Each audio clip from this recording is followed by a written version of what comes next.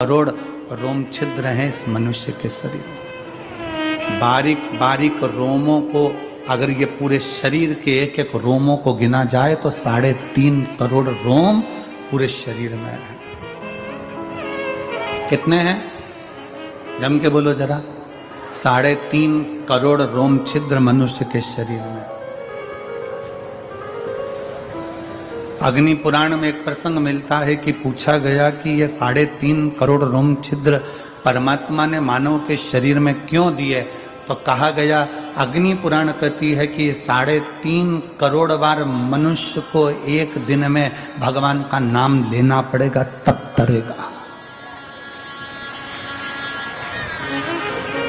अब मेरी जीजियों, मेरे जीजाओं, मेरी बेटियों, मेरे बेटाओं, मेरी माताओं, मेरे भाई, जितने आस्था चैनल पर सुन रहे हैं, जितने फेसबुक यूट्यूब पर सुन रहे हैं और जितने पंडाल में सुन रहे हैं, आप और हमसे भी कोई पूछेगा कि गुरुजी आपने 3.5 करोड़ बार क्या भगवान का नाम कभी लिया है? आपने लिया है 3.5 करोड़ बार एक दिन में भगवान का नाम? जम के बोलो जरा। कोई संत साधु सन्यासी तपस्वी भी नहीं होगा जो एक दिन में 3.5 करोड़ बार भगवान का नाम ले। तो अग्नि पुराण में आया कि ये मनुष्य तो 3.5 करोड़ बार भगवान का नाम ले ही नहीं पाएगा, फिर इसका क्या होगा?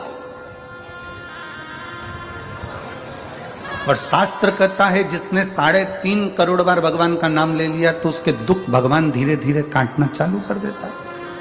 तो फिर ये 3.5 करोड़ बार बोल ही नहीं पाएगा तो इसका दुख भी नहीं कटेगा।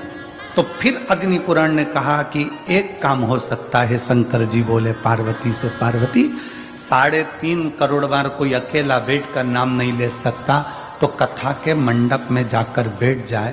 जब कथा के मंडप में किसी नाम का उच्चारण होगा, सब एक साथ बोलेंगे, ताली भी बजाएंगे, वो अक्षर जब एक एक के मुंह से निकलेगा, आपस में टकराएगा, छार छार हो जाएगा, तो 3.5 करोड़ रोम छिद्र में समा जाएगा और उसका कल्याण होगा। अब लोग कहते हैं महाराज जी, लोग पंडाल में कथा सुनने के लिए आते हैं तो इनका दुख क्यों कट जाता? कैसे कट जाता?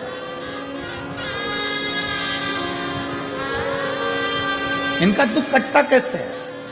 उसका केवल एक कारण है कि आपके मुख से श्री शिवाय नमस्तु,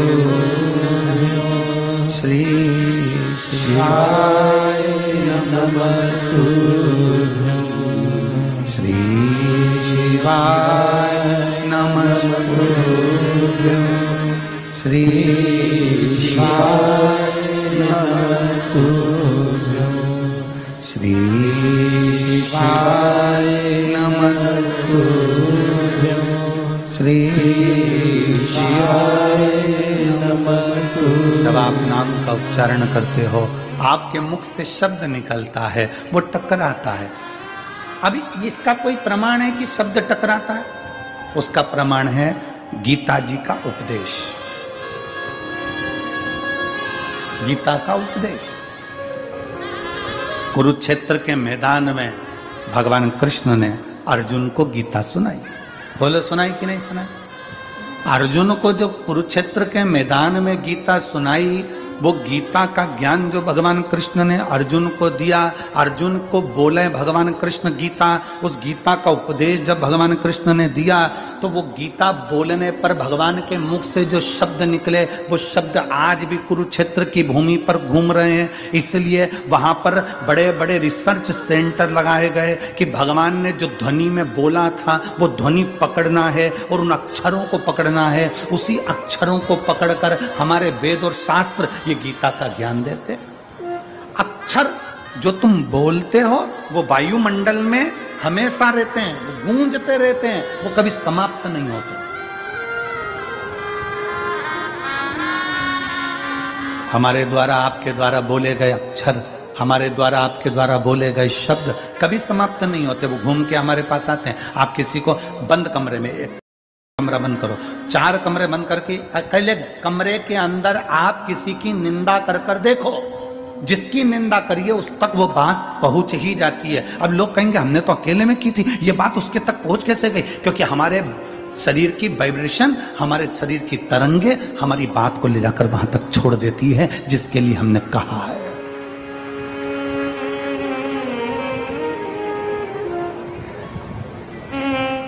हमारे शरीर की वाइब्रेशन, हमारे शरीर की तरंगे वहां तक ले जाकर छोड़ देती है जिसके लिए हमने अपशब्द कहा।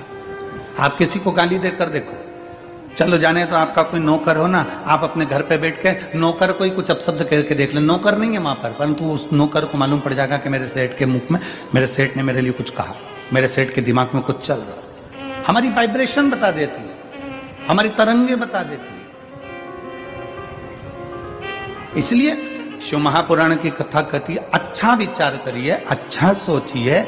अगर कोई तुम्हारा दुश्मन है ना, उसके बारे में अच्छा सोचना चालू करो। एक दिन वो दुश्मन तुम्हें सुंदर माला लाकर ना दे, तुम्हारे को गुलाब का फूल लाकर ना दे, तुम्हारे लिए गुलदस्ता लाकर ना दे, तो कहना जो दुश्मन है उसके लिए वे अच्छा सोचना प्रारंभ करो, श्रेष्ठ सोचो।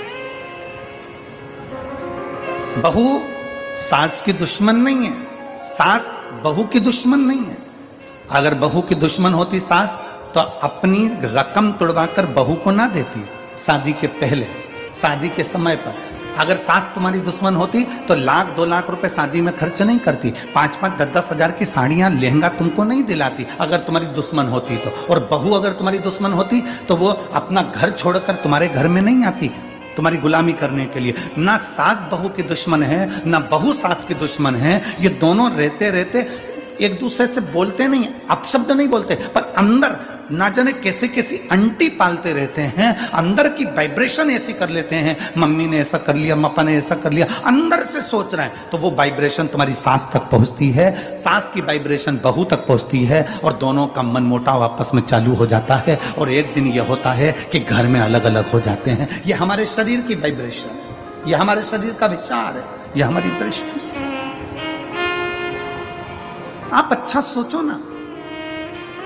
एक स्त्री, एक पत्नी रोज पति पर शंका करती है, रोज प्रतिदिन शंका करेगी, मन में शंका भरा गई है तो शंका करती रहेगी, शंका करती रहेगी, शंका करती रहेगी, शंका करती रहेगी। आखिर में पति को मालूम पड़ जाएगा कि ये शंका कर रही है। पति शंका करेगा तो मालूम पड़ जाएगा कि पत्नी शंका कर रही है। ये हमारी वाइब्रेशन है हमारे शरीर की जो वहां तक पहुंचा दी। ये हमारे शरीर की वाइब्रेशन है जो वहां तक पहुंच रही है। शिव पुराण कहती है, अच्छा सोचो, जब हम भगवान का नाम जाप करते हैं तो वो मंत्र टूटता है जब आपस में टकरा कर। तो जितने शिव भक्त यहाँ बैठकर कथा कर तत्व ग्रहण कर रहे हैं, लाखों शिव भक्त भगवान शंकर की कथा सुन रहे हैं। कोई टीवी के माध्यम से, कोई मोबाइल के माध्यम से कथा सुन रहा है, और जब वो भी मंत्र का जाप करता है तो उसकी वाइब्रेशन उस तक पहुंचती है और उन सब का कल्याण हो जाता है, जो चाहे टीवी पे सुने चाहे मोबाइल पर सुने। श्री शिवाय नमस्तु, श्री शिवाय नमस्तु, सब बोलिए श्री शिवाय नमस्तु, श्री शिवाय नमस्तु, श्री शिवाय नमस्तु, श्री शिवाय नमस्तु। ये हमारे शरीर की तरंगे हमें वहां तक लेकर जा रही है। हमारे भीतर की तरंगे हमें वहां तक लेकर जा रही है।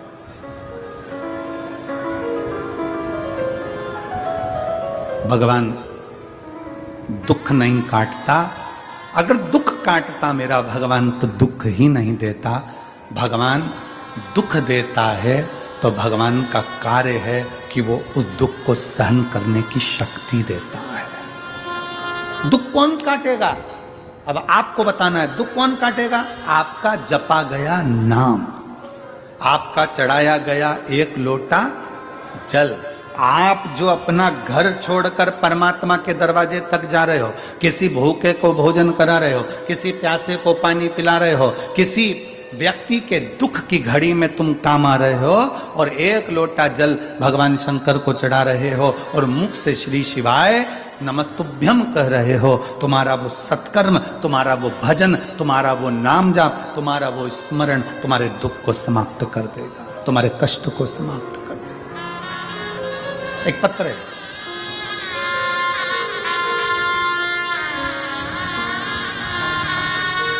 शांताराम छगन पाटिल, मुकाम पोस्ट धानोरा, तहसील चोपड़ा, जिला जलगांव। कहीं बैठे हों तो हाथ हिला सकते हैं। अगर कहीं बैठे हों तो हाथ हिला सकते हैं, और अगर बैठे हों तो साथ में अगर बाबू आया हो तो उसको लेकर भी आ सकते हैं।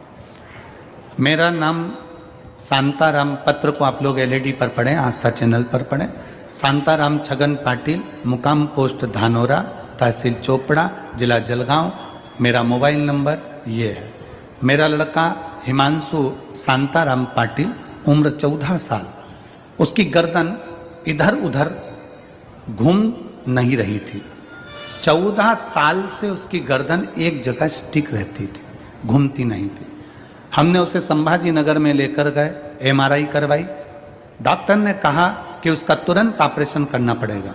फिर हम उसे मुंबई के लीलावती अस्पताल में लेकर गए। डॉक्टर का नाम नहीं दिखाना है। और लीलावती अस्पताल में जब लेकर गए, ऑपरेशन की तारीख आ गई 18/10/2023। ऑपरेशन की तारीख 18/10/2023 आई। 12 मंगलवार को ऑपरेशन करवाया। सर्जरी हुई, सर्जरी अच्छे से हो गई। लेकिन कुछ देर बाद लड़का आईसीयू में चला गया और उसे वेंटिलेटर पर डाल दिया गया। वेंटिलेटर पर डाला, 5 महीने तक लड़के को वेंटिलेटर पर रखा। 5 महीने बाद वेंटिलेटर पर रखा और मालूम पड़ा कि बाद में डॉक्टर ने 5 महीने बाद मृत घोषित कर दिया। इस पत्र को आप लोग पढ़ सकते हैं एलईडी के माध्यम से। 5 महीने तक उसको वेंटिलेटर पर रखा और 5 महीने के बाद डॉक्टर ने उसे मृत घोषित कर दिया। 5 महीने बाद लड़का मर गया, उसे मृत घोषित कर दिया गया। लेकिन मेरी पत्नी ने डॉक्टर से कहा, मेरा लड़का अच्छा है, मेरे घर उसे मुझे जिंदा ही लेकर जाना है, तुम इसका इलाज और करो। डॉक्टर ने कहा, यह मर चुका है, इसको ले जाओ। ये मर चुका है, इसको ले जाओ। पत्नी कहती नहीं, 4 दिन इसको रखो, मैं 4 दिन बाद इसको लेकर जाऊंगी, भले बॉडी रखो पर 4 दिन रखो इसको। लड़के को छोड़ा, वहीं छोड़कर मेरी पत्नी सीहोर चली गई, वहीं मुंबई से कंकर शंकर लाने के लिए पहुंच गई। सीहोर गई, कंकर लाई, रुद्राक्ष का जल, वहां से रुद्राक्ष लाकर पहुंच गई। अब जाने के बाद करती क्या? डॉक्टर कह रहे हैं इसको ले जाओ। सामने हॉस्पिटल के ठीक सामने शिव जी का मंदिर है, उस मंदिर में जल चढ़ाती और अपने बेटे के शरीर पर लगा देती और मुंह में जल दे देती। डॉक्टर कहते इसको ले जाओ।